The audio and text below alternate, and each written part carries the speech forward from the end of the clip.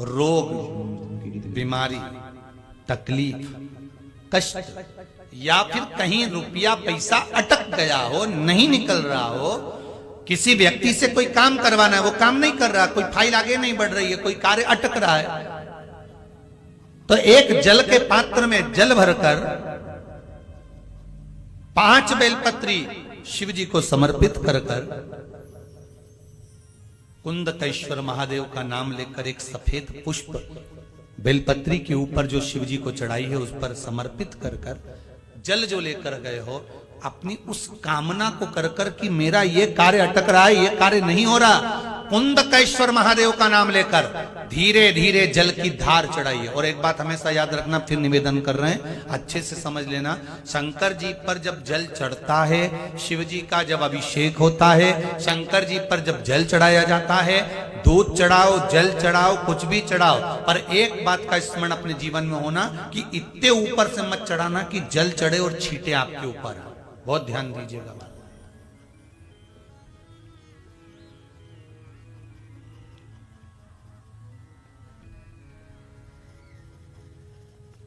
यहां तक वर्णन करा गया है कि शंकर जी का जल चढ़ा हुआ जहां से बहकर जाता है ना, उसको लांगा तक नहीं जाता। यहां लांगते हैं क्या? नहीं ना, परिक्रमा भी करेंगे तो वहीं से लौट कर वापस इधर जाएंगे। शिव जी का जहां से जल बहकर जा रहा हो, चढ़ा हुआ जल जहां से बहकर जा रहा हो, उसको लांगा तक नहीं जाता। और कई लोग बड़े बड़े आनंद में शंकर जी पे इतनी ऊपर से जल चढ़ाएंगे तो वो छींटे पूरे अपने ऊपर आना चाहिए, शरीर पर आना चाहिए। नहीं नहीं, उसका दोष है महाराज, उसका दोष है।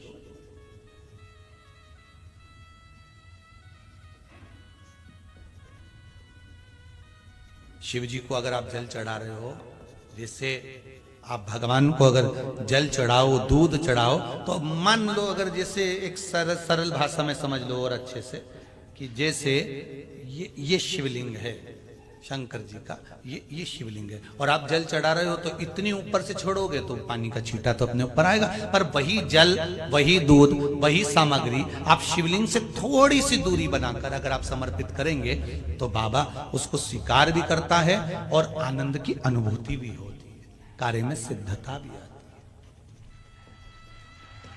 कार्य में उसकी सिद्धता भी। अब तुम तो ऊपर से छोड़ रहे हो जिससे वो पानी तुम्हारे ऊपर ही आए, तो वो एक अलग प्रसंग है, बोलिए एक अलग विषय।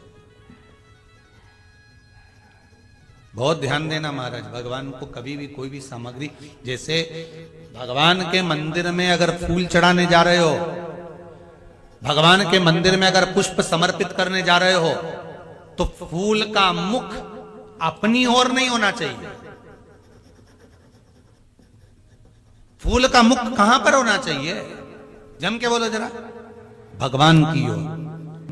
पर ईमानदारी से बोलना, आप मंदिर में भगवान के, आपके घर में भी फूल चढ़ाती होगी, आप अपने घर में भी भगवान को फूल चढ़ाती होगी, आप अपने मंदिर में फूल चढ़ाती होगी, ईमानदारी से बोलो, आपके फूल का मुख कहां रखती हो? बोलो बोलो जरा, जम के कहां रखती हो? आपकी ओर। भगवान को तो डंडी चुभने के लिए दे देती है, चुभती रहे। भगवान को डंडी तो आप चुभने के लिए दे देती है, और फूल का जो मुख है वो अपनी ओर कर लेती है। पर हमारे यहाँ शिव महापुराण की कथा कहती है, शंकर भगवान का संबोधन करता है, शिव महापुराण कहती है कि भगवान को आप ये पुष्प का जो भाग है वो शिव जी को दीजिए, वो शंकर को चढ़ाइए, डंडी का भाग अपनी ओर।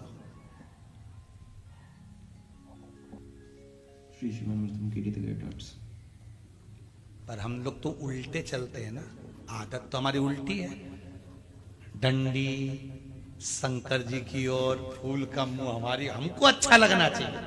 भगवान के सामने ऐसा जमात होगी है, भगवान के सामने ऐसा जमात होगी। भगवान भी मन में सोचे वो डंडी गड़ रही है गुलाब की,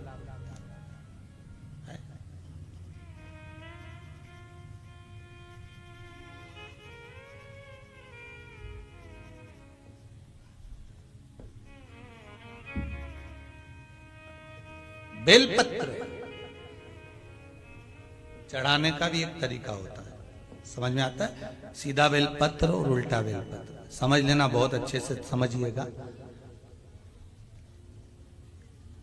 शिव जी के सम्मुख में शंकर भगवान के शिवलिंग पर जब बेलपत्र चढ़ता है तो बेलपत्र का जो सीधा भाग होता है वो शिव जी के शिवलिंग पर होना चाहिए, उल्टा भाग ऊपर होना चाहिए। बहुत ध्यान से समझना हो। जब नंदीश्वर को बेलपत्र चढ़ाते हो, नंदी जो बाहर होता है उसको बेलपत्र चढ़ाते हो, तो नंदी को दो जगह बेलपत्र चढ़ती है, आपको ध्यान में होगा। पहली बेलपत्र नंदी को जब चढ़ती है तो नंदी के सामने चढ़ती है, तो उसका बेलपत्री का जो डंडी का मुख है वो नंदी की ओर होता है और बेलपत्री की पत्ती का मुख शंकर जी की ओर होता है। समझ में आ रहा है सबको? डंडी का मुख, जैसे नंदी ऐसे बैठा है तो डंडी का मुख नंदी की ओर होगा, पत्ती का मुख शिव के, और ये सीधी की सीधी नंदी के सामने नीचे रखा जाती है, नंदी के सामने। और एक बेलपत्र जब नंदी के ऊपर चढ़ती है तो डंडी का मुख शिव जी के ऊपर होता है और इस पत्ती का मुख नंदी के सिर पर नंदी की ओर होता है। ये दोनों में बहुत अंतर है महाराज। जैसे कोई बच्चा कोई कंपटीशन एग्जाम के लिए जा रहा हो या कोई परीक्षा देने के लिए जा रहा हो और पढ़ाई करे, स्मरण करे, तैयारी करे, वो अपनी जगह पर है। और ऐसा नहीं होता कि बच्चे पढ़ते नहीं है या तैयारी नहीं करते हैं। इसके बाद भी अगर उनका इंटरव्यू में पास नहीं होते या एग्जाम में पास नहीं होते तो उसके लिए ये दोनों बेलपत्री बड़ी काम करती है। बहुत ध्यान देना, जो नंदी के सामने बेलपत्र रखकर जाना, शिव जी के सम्मुख में बेलपत्र रखकर जाना, मतलब नंदी के सम्मुख में जब रखाएगी तो डंडी जम के बोली है कहाँ होना चाहिए? नंदी की ओर। और जब ऊपर रखाएगी तो डंडी शिव की ओर हो। ये दो बेलपत्र रखकर शिव जी का स्मरण कर कर जाएं, कार्य सफलता की ओर बढ़ता है। कोई काम के लिए आप जा रहे हैं तो उसमें सफलता मिल जाती है, उसमें सफलता प्राप्त हो। शिव जी को बेलपत्र चढ़ा रहे हो, जो चिकना भाग है, सीधा भाग शिव जी के ऊपर, शंकर भगवान के ऊपर। थाली में अगर शिवलिंग का निर्माण कर रहे हो, पार्थिव शिवलिंग का निर्माण कर रहे हो, तो थाली में जब बेलपत्र रखोगे तो सीधी रखोगे, फिर उसके ऊपर शिवलिंग का निर्माण करो। उंदकेश्वर महादेव को सबसे ज्यादा कोई चीज चढ़ती है तो सफेद पुष्प चढ़ता है। कौन सा पुष्प चढ़ता है? जम के बोलिए जरा, सफेद पुष्प। और बहुत अच्छे से ध्यान रखिएगा, कभी आपको अगर मौका मिले जीवन में और आपके यहाँ अगर सफेद फूल ज्यादा आ जाता हो तो 12 महीने शिवरात्रि आती है 12 महीने शिवरात्रि आती है। आप किसी कामना से अगर शंकर जी की आराधना कर रहे हैं या आप शिवरात्रि पर व्रत करें ना करें, 12 महीने शिवरात्रि आती है। आप प्रयास करना, एक कामना कर कर शंकर जी के शिवलिंग का और शंकर जी की जो जलाधारी है उसका शाम के समय, प्रदोष के समय पर, शिवरात्रि के दिन सफेद पुष्प की पंखड़ियों से शिव का श्रृंगार करना प्रारंभ कर दीजिए। जिस मंदिर में कोई नहीं जाए उस मंदिर में जाकर आप शिव का श्रृंगार करिए, श्रृंगार करो। आप दूसरा सोमवार आएगा, दूसरा शिवरात्रि आएगी ना, दूसरी महीने की जब शिवरात्रि आएगी तो आपको मालूम पड़ेगा कि आपने शंकर का जो पुष्प का श्रृंगार करा था, श्वेत पुष्प की पत्तियों का, सफेद फूल की पत्तियों का, कुंदकेश्वर महादेव के नाम से जो श्रृंगार करा था, उसका लाभ क्या हुआ? सफेद पुष्प की पंखड़ियां, कुंदकेश्वर महादेव। हम तो सबसे कहते हैं आपकी फैक्ट्री ना चले, आपकी दुकान ना चले, आपका व्यापार ना चले, आप मेहनत करो, कर्म करो और फल शंकर के भरोसे पर छोड़ दो। मेहनत करो, कर्म करो, मेहनत से पीछे मत हटना, कर्म करने से पीछे मत हटना, क्योंकि शंकर भगवान भी कहते हैं और भगवान कृष्ण गीता जी में कहते हैं कर्म करने से पीछे मत हटना। साथ में शिव जी एक ही बात कहते हैं, भगवान कृष्ण ने गीता जी में कहा कि कर्म तू कर पर मुझ पर विश्वास रख कर करना। शिव पुराण भी वही कहती है, मेहनत आप करो, एक बेलपत्री चढ़ा रहे हो तो यह विश्वास रखकर चढ़ाना कि मैं शंकर जी को अपने दिल की बात कह रहा हूं, बाकी का फल मैं दे दूंगा कि मुझे क्या प्रदान कर, फल मैं दूंगा कि मुझे क्या प्रदान। आप करो शिव भक्ति, आप करो शंकर की आराधना, आप करो शिव का स्मरण। 12 महीने शिवरात्रि आती है, आप करो शिवरात्रि का पूजा। महाराज शिव जी का नाम कुंदकेश्वर पड़ गया। आगे वर्णन आया, महाराज हिरण्यकशिपु को वर मिल गया था, ना नीचे मरे, ना ऊपर मरे, ना अंदर मरे, ना बाहर मरे, ना अस्त्र से, ना शस्त्र से, ना दिन में, ना रात में। तब वो तप का बल प्राप्त कर कर बहुत पद पर आ गया था, तो उसने सारे मंदिर देवालय सब तोड़वा दिए थे, खुद की पूजन चालू करवा दी थी। इसके घर में एक बेटे ने जन्म ले लिया था जिसका नाम प्रहलाद,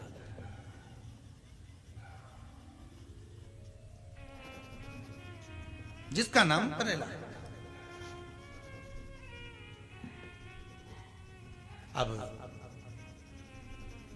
प्रहलाद का जन्म हो गया।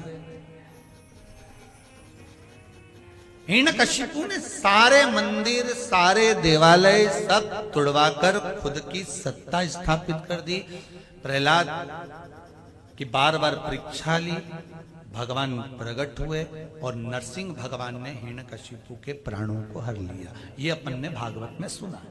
यहां तक की कथा तो भागवत में भी आती है, विष्णु पुराण में भी आती है, पर शिव महापुराण में नरसिंह जी का जो चरित्र कहा गया है, नरसिंह जी का जो वर्णन करा गया है नरसिंह भगवान का, वो क्यों करा गया उसका वर्णन यहाँ आता है कि जब नरसिंह अवतार भगवान का हो गया, भगवान नारायण का जब नरसिंह अवतार हो गया, क्रोध कम नहीं हुआ, क्रोध बढ़ता गया, क्रोध बढ़ता गया। अब जहां नरसिंह भगवान जाते वहीं तोड़ फोड़ कर देते। इंद्र के सिंहासन पर गए, इंद्र के सिंहासन को तोड़ दिया।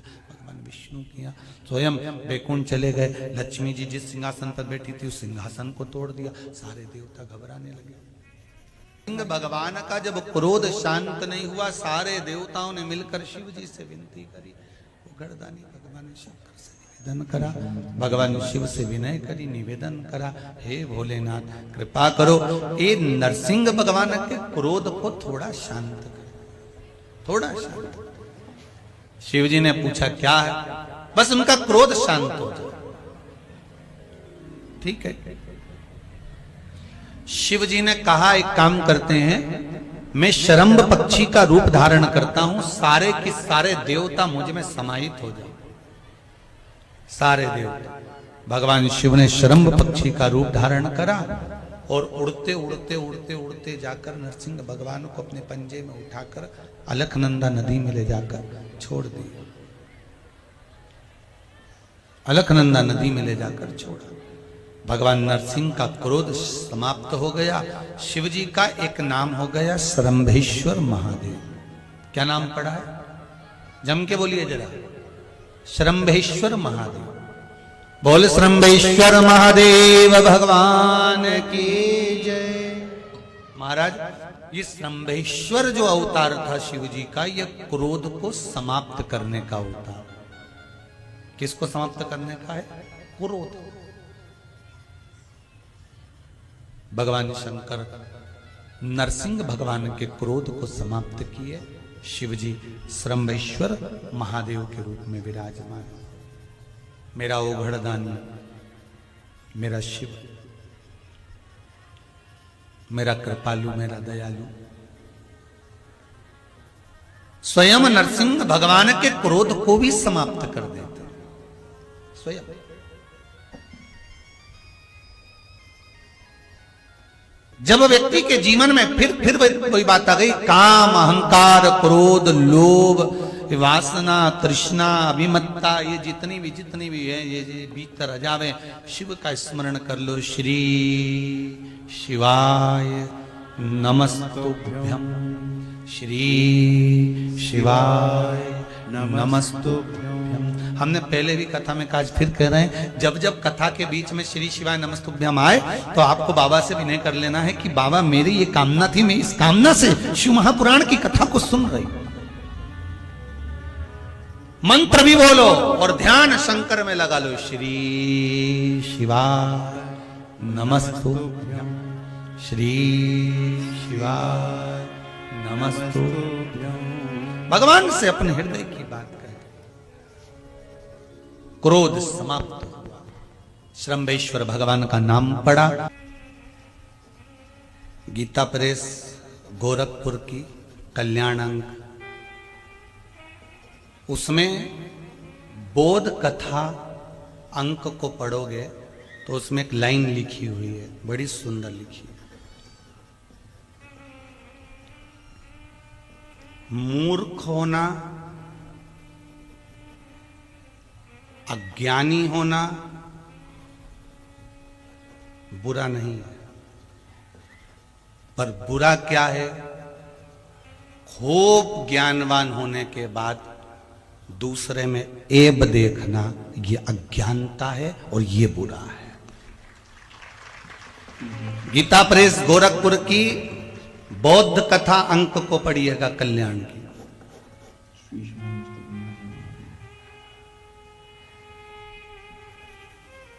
अज्ञानता किसको कहा गया? कि हम विद्वान होने के बाद भी हमारी विद्वत्ता के हम भ्रम में पड़े रहे। भ्रम में। विद्वान रावण भी था और हनुमान जी महाराज भी थे, पर हनुमान जी महाराज के नाम के आगे विद्वान नहीं लिखा था, रावण के नाम के आगे आता था विद्वान, प्रखर पंडित, प्रखर विद्वान। लंकाधिपति रावण, जिसको सब कुछ कंठस्थ था, भगवान को जिसने अपनी भुजाओं के बल पर उठा लिया था, वो विद्वान था। और मेरे हनुमान जी महाराज, उनके नाम के आगे विद्वान नहीं लिखा, लिखने वाले ने लिखा विद्यावान गुणी अति चातुर। मां विद्वान शब्द नहीं लिखा, मां लिखा विद्यावान। विद्वान और विद्यावान में एक अंतर होता है। विद्वान में अहंकार बढ़ते चले जाता है और विद्यावान में नम्रता बढ़ती चली जाती है। बस अंतर एक ही है। विद्वान में अहंकार बढ़ता है, मैंने इतनी पढ़ाई करी, मैंने डिग्री ले ली, मेरे पास में डॉक्टर की उपाधि है, मेरे पास इसकी उपाधि है, मैं इंजीनियर बन गया, मैं ये बन गया, मेरे पास ये उपाधि बढ़ती चली गई। तुम विद्वान बन गए, अहंकार बढ़ गया तुम्हारा। हनुमान जी महाराज के नाम के आगे विद्वान संबोधन नहीं लिखा है, हनुमान जी के नाम के आगे तुलसी बाबा ने लिख दिया विद्यावान गुणी अति चातुर राम करिए को आतुर।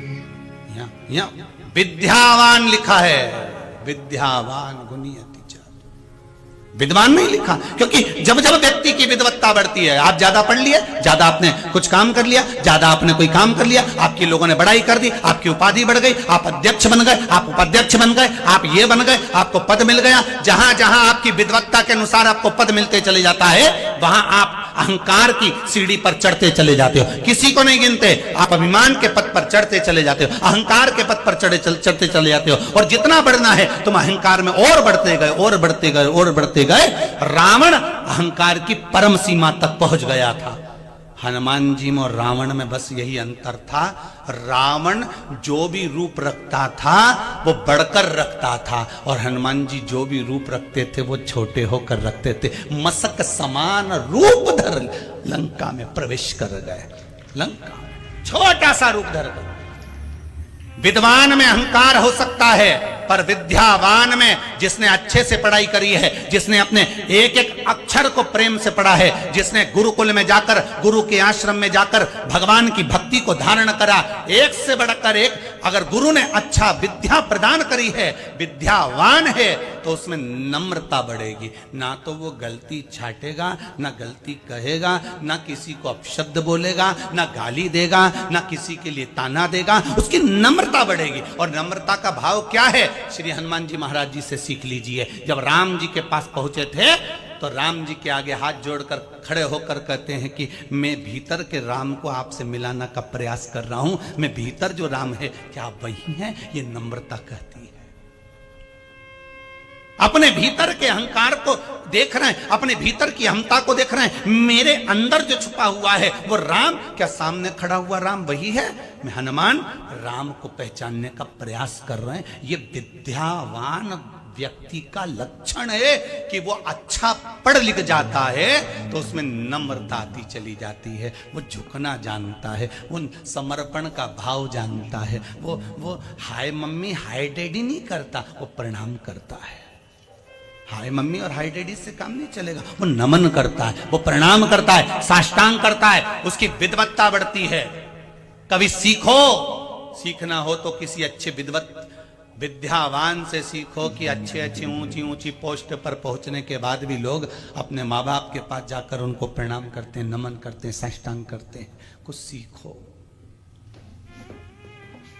और आज का बेटा जरा सा इंजीनियर बन गया, जरा सा डॉक्टर बन गया, बड़ी उपाधि मिल गई, ज्यादा बड़ा पद मिल गया, तो माँ बाप आए भी तो ये उठ के ही नहीं खड़ा हो, आ गए होंगे, अब मेरे को तो पिटना पड़ेगा, पद है मेरे पास।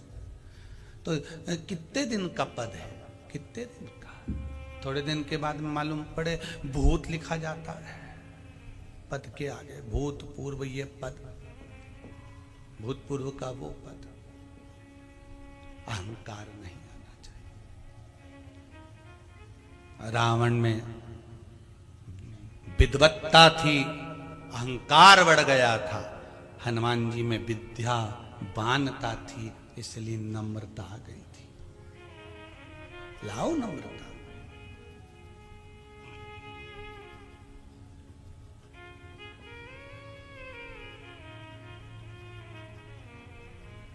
किसी ने पूछा,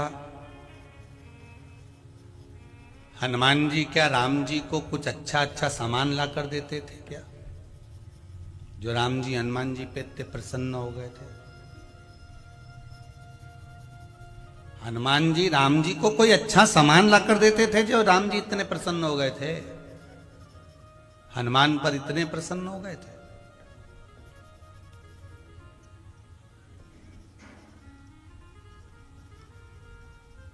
एक बार लक्ष्मण जी के मन में भी आ गया था, आप हनुमान को इतना समर्पित क्यों हो गए, आप हनुमान जी की ओर इतना क्यों झुक गए?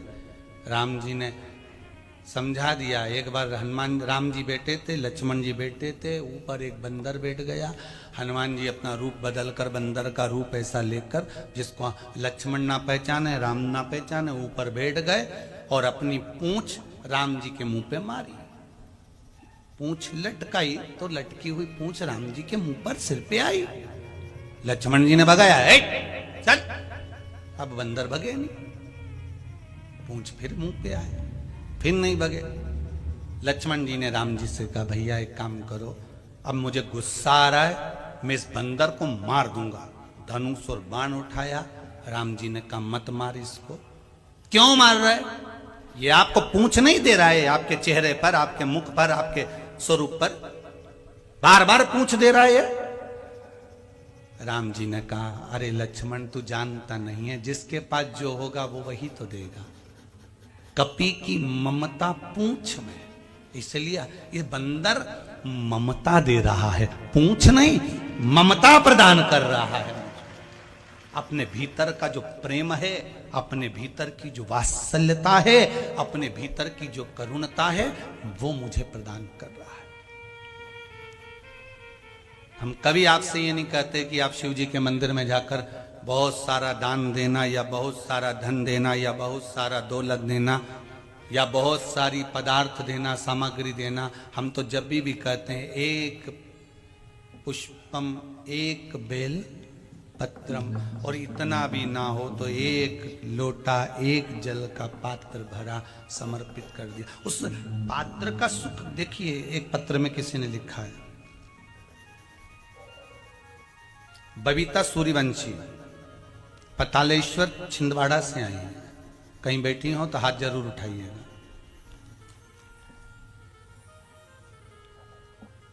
बबीता सूर्यवंशी कहीं बैठी हो तो हाथ उठाइएगा। इन्होंने लिखा है, गुरुजी प्रणाम, मेरे पिता में मेरे पेट के अंतर्गत शायद 7.0 mm की एक पत्थरी हो गई थी, निशिष्ट हो गई थी, और नागपुर में उसको ऑपरेशन के लिए कह दिया गया था। पर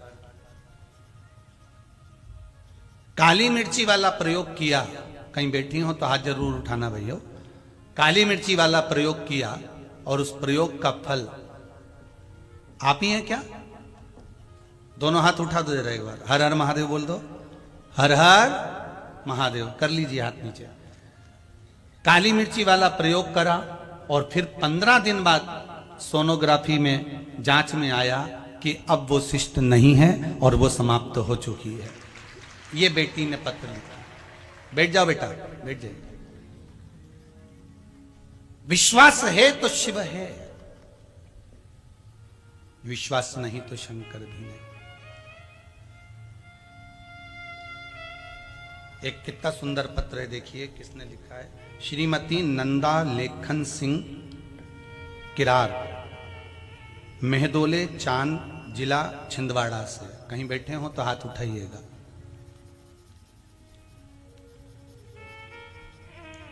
नंदा लेखन सिंह किरार, मेहदोले चांद, जिला छिंदवाड़ा से। आप ही हैं? आपने पत्र में लिखा है दीदी,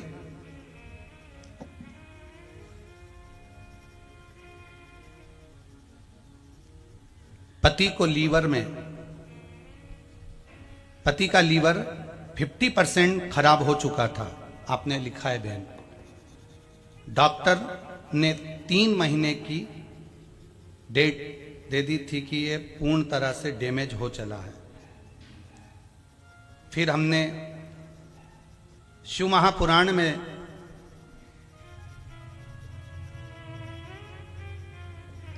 बेलपत्र का और धतूरे वाला प्रयोग करना प्रारंभ करा, जिससे डॉक्टर के पास फिर दिखाने गए तो उन्होंने कहा अब लीवर पूरी तरह से काम करना प्रारंभ कर दिया। ये आपने पत्र में लिखा है दीदी। और आपने एक बात और बड़ी सुंदर लिखी है बहन, बाबा ने ऐसी कृपा कर दी गुरुजी, मेरी बेटी का एडमिशन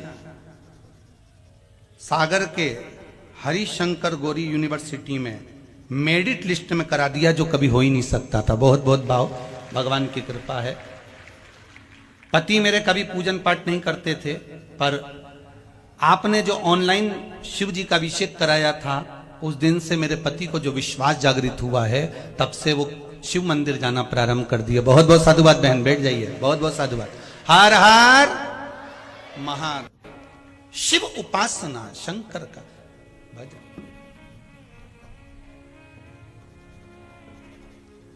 शंकर की भक्ति का एक आनंद सुख ही दूसरा है। एक मैसेज हमारे सीओर ऑफिस में पहुंचा है, कल होगा तो हम उस लिखे हुए मैसेज को आस्था पर जरूर दिखाएंगे कि मुंबई के एक हॉस्पिटल में डॉक्टर ने भेजा है उसको कि हॉस्पिटल के मरीज अपने अपने पलंग पर गुरुजी की कथा 3 घंटे की सुनते हैं, नहीं सुनते तो आधे घंटे की सुनते हैं। और उसका फर्क क्या पड़ता है कि जो मरीज कथा श्रवण कर रहा होता है, उसका मन कथा में ऐसा लग जाता है कि उसको अपने आप लगने लगता है कि मैं ठीक हो चला हूं। ये शिव कृपा का भाव है, ये शंकर। कल उस मैसेज को आपको दिखाएंगे मोबाइल में से, और डॉक्टर का नाम भी आपको वर्णन करेंगे। देखो उसने लिख के कितना कृपा शंकर कर। भरोसो दृढ़ चरणन केरो, श्री वल्लभ नक चंद्र छटा बिन सब जग माही अंधेरो। अगर आपका विश्वास है तो शिव मेरा सम्मुख में है, और अगर विश्वास नहीं तो मानो वो पत्थर है तो पत्थर है, माना तो गंगा मैया, मानो तो नर्मदा मैया, नर्मदा मैया मानो तो आप क्यों ना मानो तो बहता जल है, बहता पानी। मेरा ओघड़दानी जो कर रहा है, अगर दुख मिला तो उसमें भी बाबा को धन्यवाद देना। तेरी कृपा थी, हो सकता बड़ा दुख आने वाला था, तूने बचा लिया। सुख मिला, बड़ी कृपा करी, ये आपकी प्रसादी मुझे प्राप्त हुई है, बड़ी करुणा करी है आपने। ये शिव की उदारता, ये शंकर की कृपा, ये शिव की उदारता। आप विश्वास रखकर अगर कोई धारण कर रहे हो, विश्वास रखकर परमात्मा का भजन कर रहे हो, विश्वास रखकर शिव भक्ति में डूबे हुए हो, तो उसका सुख ही दूसरा हो, उसका आनंद ही दूसरा हो।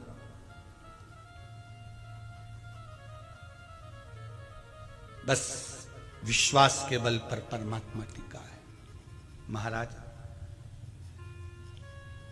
विचार करिएगा, एक अखबार को आप 4, 6 बार 10 बार पढ़ोगे, आखिरी में रद्दी में पटक दोगे। बोलो सही है कि गलत बात? जम के तो बोलो। रद्दी में 2 रुपए किलो में बेच दोगे। एक अखबार, एक मैगजीन, एक किताब 10 बार पढ़ोगे, 20 बार पढ़ोगे, आखिरी में 2 रुपए किलो में, 5 रुपए किलो में कबाड़े की दुकान पर बेच दोगे।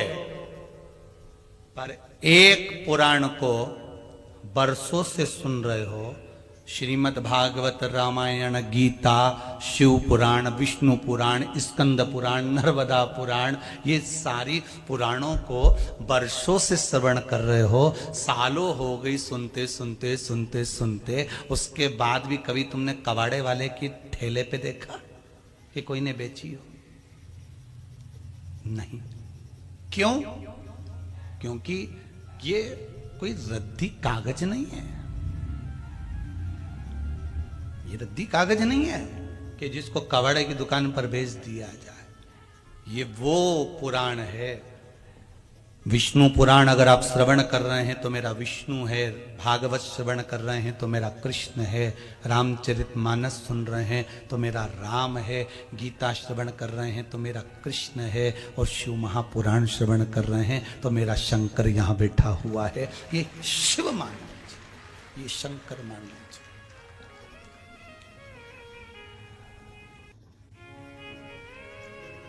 राजा बलि के पिता विरोचन और राजा बलि की माता विशालाक्षी,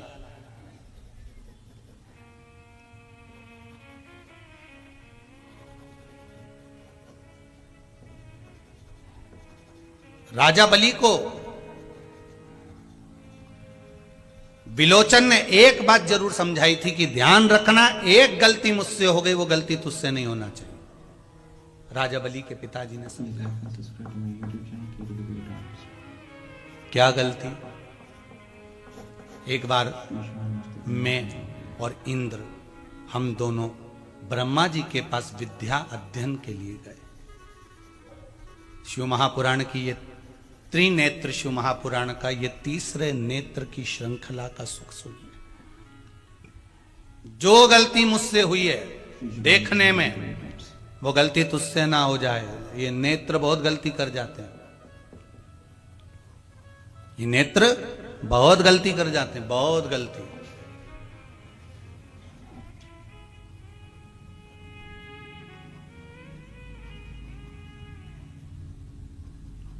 महाराज,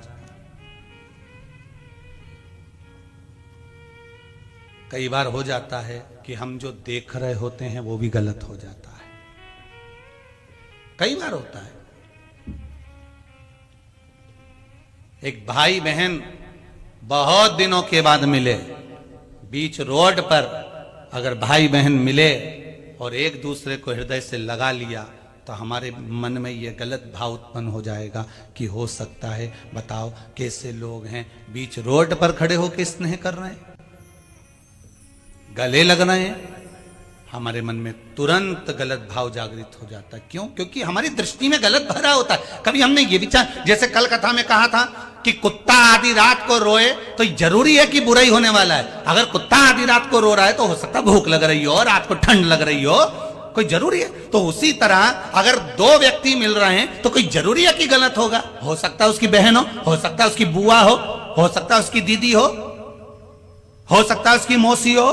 हम अच्छा क्यों नहीं सोचते? हम हमेशा गलत ही क्यों सोचते हैं? क्योंकि हमारी बुद्धि में, हमारी दृष्टि में गलत इतना भरा हुआ है कि हमें हर व्यक्ति गलत ही नजर आता है। हम जब रोड पे देखेंगे तब हमें गलत दिखेगा।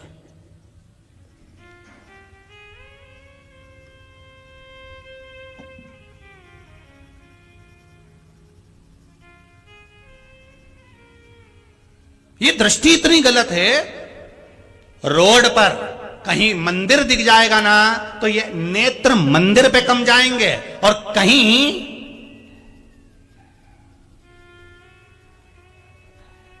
मैं इनको नहीं देखा हूं इसलिए आप ही को देखा हूं, इनको देखने की जरूरत ही नहीं इस बात के लिए।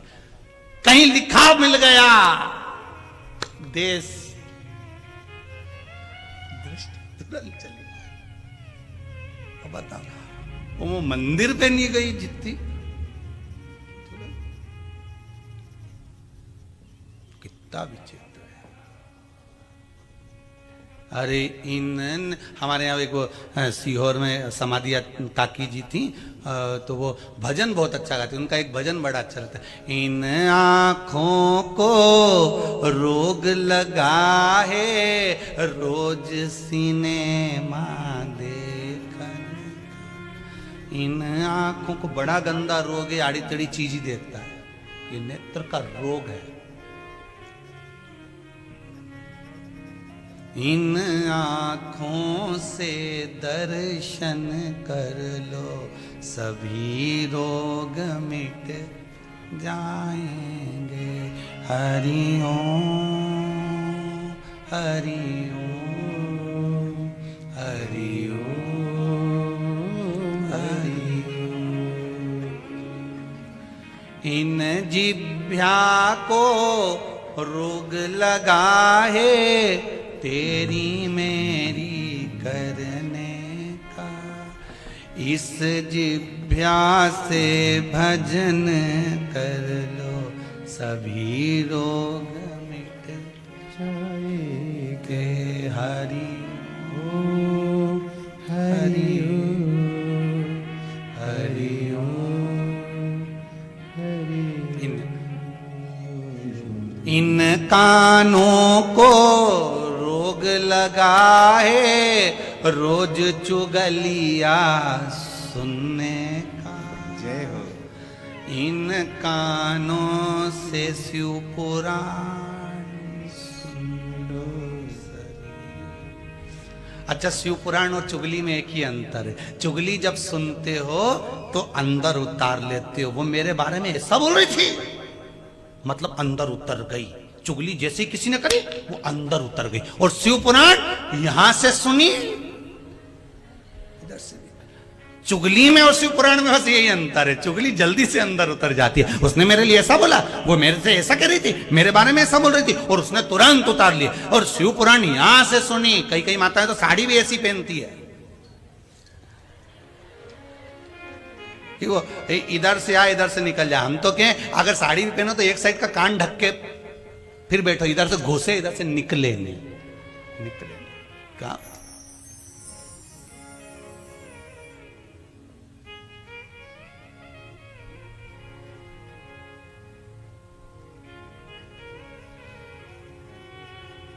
अरे भाई,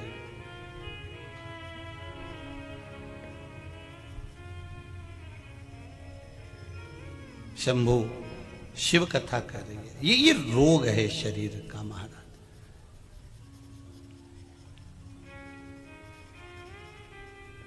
विलोचन अपने पुत्र राजा बलि को एक बात कह दिए थे, तू सतर्क रहना, जो गलती मुझसे हुई है वो तू मत कर जाना। क्या गलती? विलोचन कहता है कि विलोचन कहते हैं कि मैं और इंद्र दोनों ब्रह्मा जी के पास में विद्या सीखने के लिए गए, फिर दोनों ने विद्या सीखी, ब्रह्मदेव ने विद्या सिखाई, दोनों ने सीखी। 32 वर्ष तक ब्रह्मचार्य का पालन किया,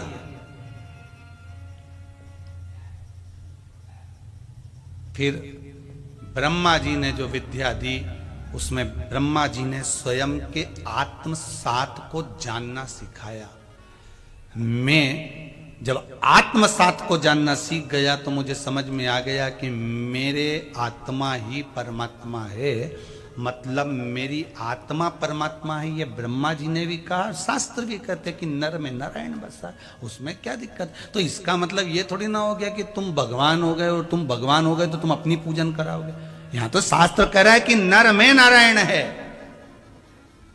अर्थात किसी की पूजन कर रहे हो, अर्चना कर रहे हो, सेवा कर रहे हो, चाकरी कर रहे हो, किसी को एक लोटा पानी पिला रहे हो, किसी को भोजन करा रहे हो, तो आप नारायण की सेवा कर रहे हो। इसका मतलब यह नहीं है कि आप स्वयं भगवान बन गए हो। विलोचन कहते हैं कि मुझसे एक गलती हो गई, वो गलती ये कि मैंने आत्मसात करने में स्वयं को भगवान मांग लिया, स्वयं को भगवान, मैं स्वयं भगवान। गलती बस एक ही होती है मनुष्य से, जब उन्नति की सीढ़ी पर चढ़ता जाता है ना, चढ़ता जाता आगे बढ़ता जाता है, तो उसको ही गलती होने चालू हो जाती है कि मैं कर सकता हूं, वो दुनिया में कोई नहीं कर सकता। मेरी होड़ कोई नहीं कर सकता, ये उसकी गलत फहमी है।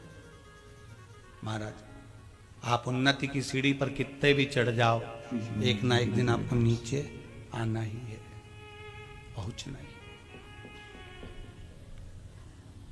कितना ऊपर था गंगा का जल, ब्रह्मा जी के कमंडल में रखा हुआ था, तो भी उस गंगा के जल को और ऊपर रखा, भगवान शंकर की जटा में रख दिया।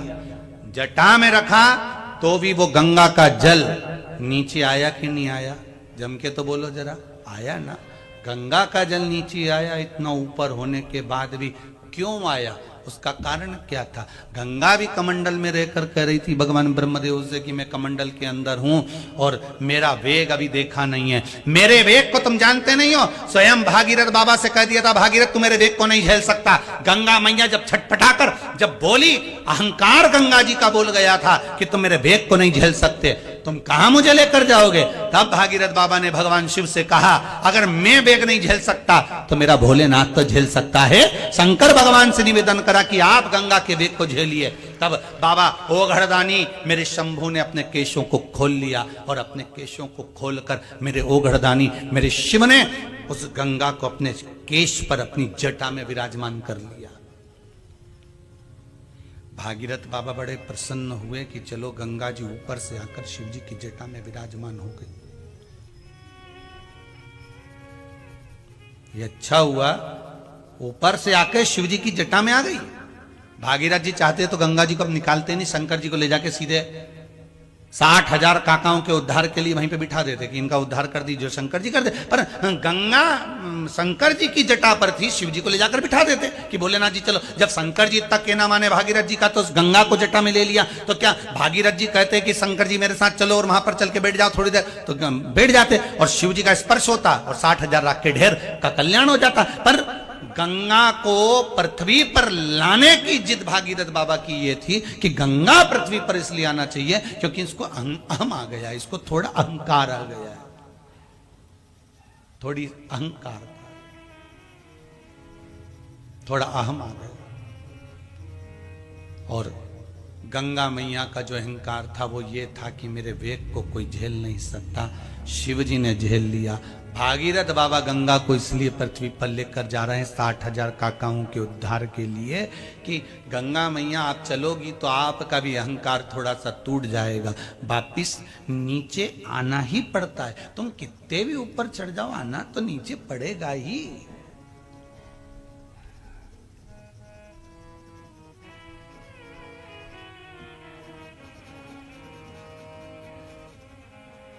कितने भी ऊपर चढ़ जाओ, लगे बिल्डिंग के ऊपर चढ़े चढ़े चढ़े चढ़े। शंभु शरणे पड़ी मांगू घड़ी रे घड़ी, दुख काटो दया कनी ने दर्शन आपो। महाराज मुझसे गलती हो गई, विलोचन बोले। क्या गलती हुई है? गलती ये हुई कि ब्रह्मा जी के यहाँ मैंने विद्या अध्ययन करा, पर मेरे भीतर थोड़ा सा भाव जागृत हो गया, मैं अपने आप को भगवान मानने लगा, ये मुझसे गलती हो गई। और राजा बलि, आपसे ये गलती नहीं होना चाहिए। कई माताओं के भीतर ये अहंकार आ जाता है, वो तो मैं जिंदा हूं ना इसलिए घर चल रहा है, जिस दिन मैं मर गई आटे दाल का भाव मालूम पड़ जाएगा। कई कई भाई लोग कह देते हैं वो तो मैं खेत पे जा रहा हूं, मैं काम कर रहा हूं तो घर चल रहा है, जिस दिन मर गया ना उस दिन मालूम पड़ जाएगा। तो जो इतनी सांसकता दिखाए ना कि मैं जिंदा हूं तो घर चल रहा है, उससे कह दो आधा घंटा मरी जा मर। जिंदा हो तो भी घर चलेगा और मर जाओगे तो भी चलेगा। शिव महापुराण की कथा कहती है, एक पत्नी का पति मर गया, बॉडी पड़ी, पति का शरीर और रो रही है पत्नी। अंतिम सांसें पति गिन रहा है, अंतिम सांसें, बस प्राण छूटना है, यमबंदी बनाने के लिए तैयार खड़ा है, और पत्नी रो रही है, चीख रही है, रो रही है, बिलख रही है। पति ने मरते मरते अंतिम सांसों में पूछा, क्यों रो रही है, बता मुझे, क्यों रो रही है? पत्नी कहती है, मुझको और मेरे बच्चों को किसके सहारे छोड़कर जा रहे हो? किसके सहारे छोड़कर जा रहे हो? आज आपको बहुत गोपनीय बात बता रहे हैं, शायद इतने वर्षों की शिव महापुराण में नहीं बताई होगी, पर इस शिव महापुराण में, त्रिनेत्र शिव पुराण में तीसरी नेत्र की जो कथा चल रही है, उसमें यह बात, बड़ी गोपनीय बात वर्णन कर रहे हैं, उसका ध्यान रखिएगा जरा। ये पति और पत्नी का संवाद चल रहा है। मरने वाला व्यक्ति मरता है तो पत्नी पति से कह रही है, तुम किसके सहारे छोड़कर जा रहे हो मुझे और अपने बच्चों को? जितने आस्था चैनल पर श्रवण कर रहे हैं, जितने फेसबुक पर श्रवण कर रहे हैं, इस कथा को भूल मत जाना, बड़े ध्यान से सुनना। शायद इतने वर्षों में ये कथा मुख से ना आई हो, पर तीसरे नेत्र की कथा इस नवे गांव में चल रही है, तो आज प्रकट हो गई। उसका स्मरण जरा ध्यान से सुनिए। एक पत्नी का पति अंतिम सांसें गिन रहा है, बॉडी पड़ी है और अंतिम सांसें गिन रहा है, मरने वाला है, प्राण छूटने वाला है, यमराज सामने खड़े हुए हैं, यमदूत सम्मुख खड़े हुए हैं, मृत्यु देवी सामने खड़ी है, मर रहा है, और अंतिम सांसें पत्नी कह रही है, रोती चीखती चिल्लाती कह रही है, तुम मुझे और अपने बच्चों को किसके सहारे छोड़कर जा रहे हो? इतने में पति कहता है, जब किसी के प्राण छूटते हैं तो भगवान भी एग्रीमेंट कर लेता है, जैसे ऑपरेशन के समय पर डॉक्टर एग्रीमेंट करता है। बोलो, करता है कि नहीं करता? मृत्यु के जब ऑपरेशन थिएटर में डॉक्टर लेकर जाता है तो डॉक्टर भी एक एग्रीमेंट करता है। कौन सिग्नेचर करेगा, कौन जवाबदार होगा, कौन करेगा? डॉक्टर अपने ऊपर जवाबदारी नहीं लेता, एग्रीमेंट करवाता है, सिग्नेचर करिए कि आप ऑपरेशन करवा रहे हैं, आपकी जवाबदारी, हम लेकर जा रहे हैं, सब चीज एग्रीमेंट करवाता है डॉक्टर। उसी तरह जब प्राण छूटते हैं तो यमराज से ये जीव आत्मा भी एग्रीमेंट करवाती है कि आप मुझे लेकर जा रहे हो तो मेरी पत्नी और मेरे बच्चों का, मेरे परिवार का भरण पोषण कौन करेगा? तब यमराज कहते हैं कि जन्म उस परमात्मा ने दिया है तो एग्रीमेंट करके भेजा है, मरने के बाद जवाबदारी उसकी हो जाएगी, तू चल।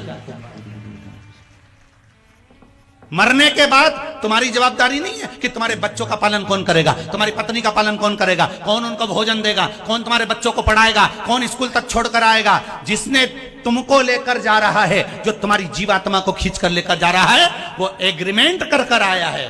भगवान विष्णु के यहाँ से सूचना मिलती है, इसको उठा कर लाओ, मतलब फाइल तैयार है, एग्रीमेंट पूरा है, यमराज लेकर जा रहे हैं। तो कहते हैं, तो यहाँ पति अपनी पत्नी से कह रहा है, तू पूछ रही है कि तुम्हारे जाने के बाद मैं किसके सहारे रहूंगी, बच्चे किसके सहारे रहेंगे, कौन संभालेगा हमको? तो पति ने मरते मरते कह दिया, तू चिंता मत करना, जिसने जन्म दिया है मृत्यु वही देता है, और मेरे जाने के बाद ये पूरी सत्ता भी वही संभाल लेता है। तू क्यों चिंता करती है, तू क्यों?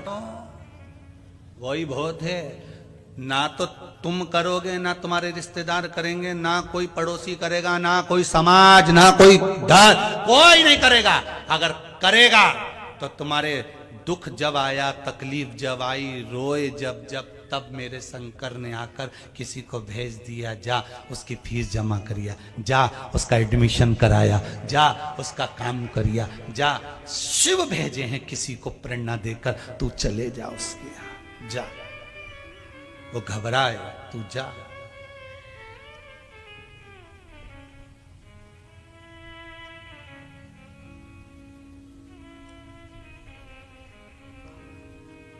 कितनी आस बनाते हैं गांव के लोग। एक पत्नी का पति मारा तो गांव के लोग रोते रोते, अब मैं क्या करूंगी, पत्नी रोई। गांव के लोगों ने कहा, देखो, परिवार वाले बोले, क्यों रो रही है, देख छोरा बैठा है इसकी ओर तो देख कम से कम।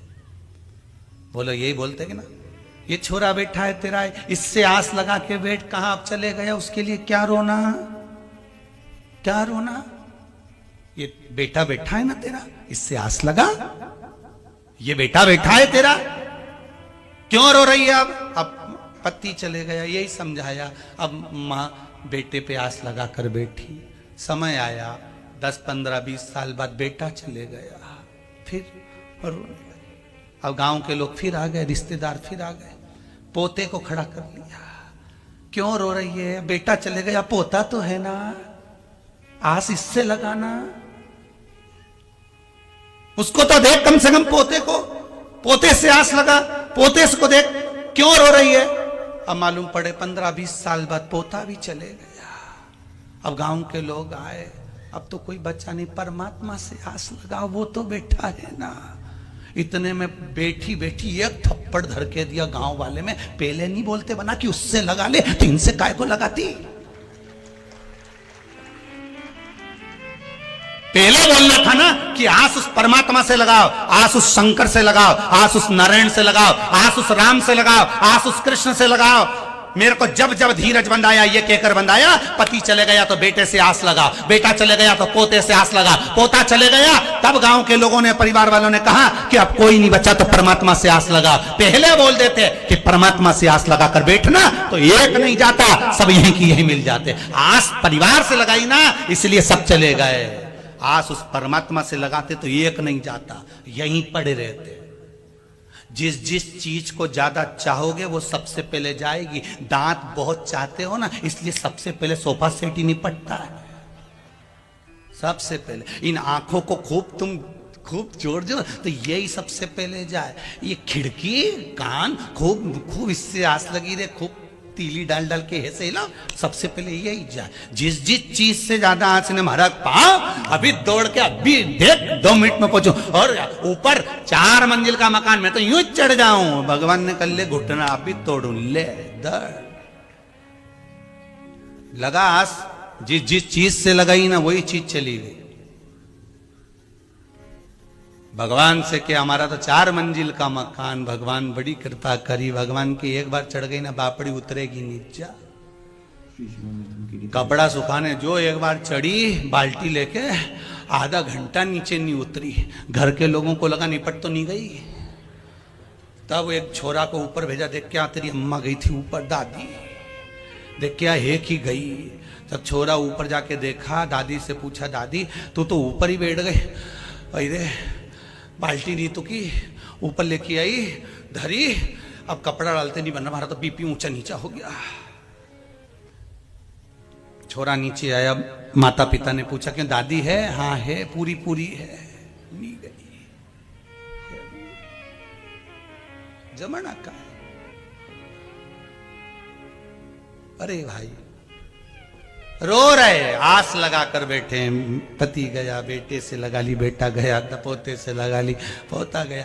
आखिरी में लोगों ने कहा उस परमात्मा से आस लगाओ। शिव महापुराण की कथा तो चिल्ला चिल्ला के कह रही है, बार बार कहती है।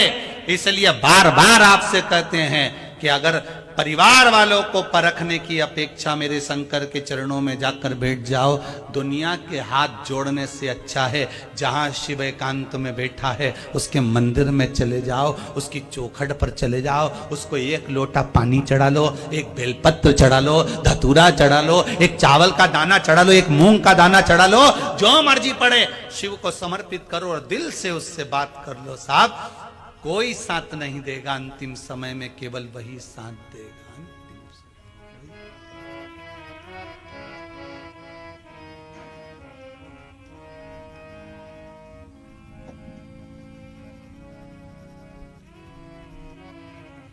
कौन देगा? वो कहे ना, शिव शंकर को जिसने पूजा उसका ही उद्धार हुआ। शिव शंकर को जिसने पूजा उसका ही उद्धार हुआ। अंतकाल को भवसागर में उसका बेड़ा पार हुआ। शिव शंकर को जिसने पूजा उसका ही उद्धार हुआ। अंतकाल को भवसागर में उसका बेड़ा पार हुआ। बोले शंकर की पूजा करो।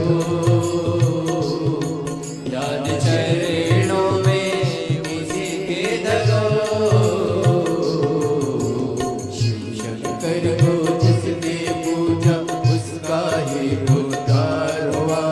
अंतकाल को भवसागर से उसका बेड़ा पार हुआ। बोले शंकर की पूजा करो,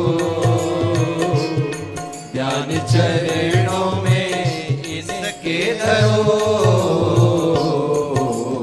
हर हर महादेव शिव शंभु, हर हर महादेव शिव शंभु, हर हर महादेव शिव शंभु, हर हर महादेव शिव शंभु।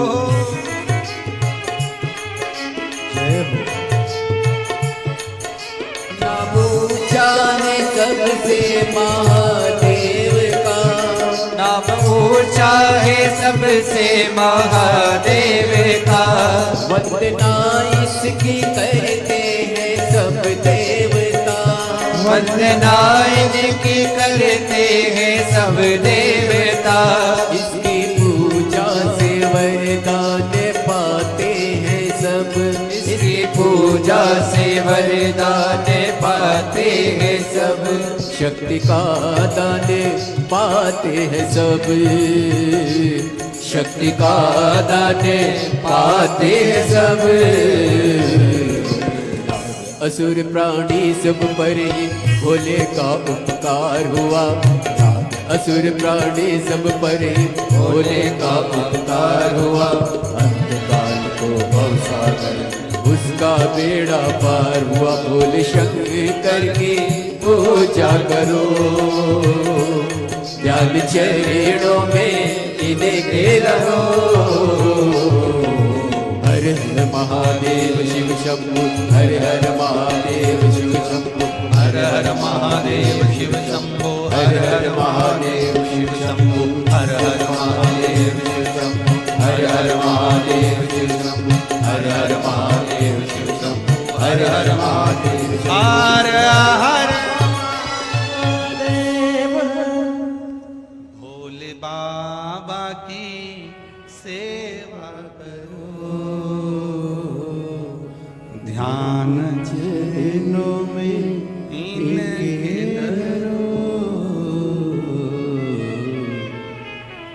हर हर महादेव शिव शंभो, हर हर महादेव शिव शंभो, हर हर महादेव शिव शंभो। भगवान शिव औघड़ी दयालु शिव पुराण कह रही है। भगवान स्वयं कह रहे हैं, विरोचन स्वयं अपने पुत्र राजा बलि से कह रहे हैं, बेटा अपने जीवन में एक चीज का स्मरण करना।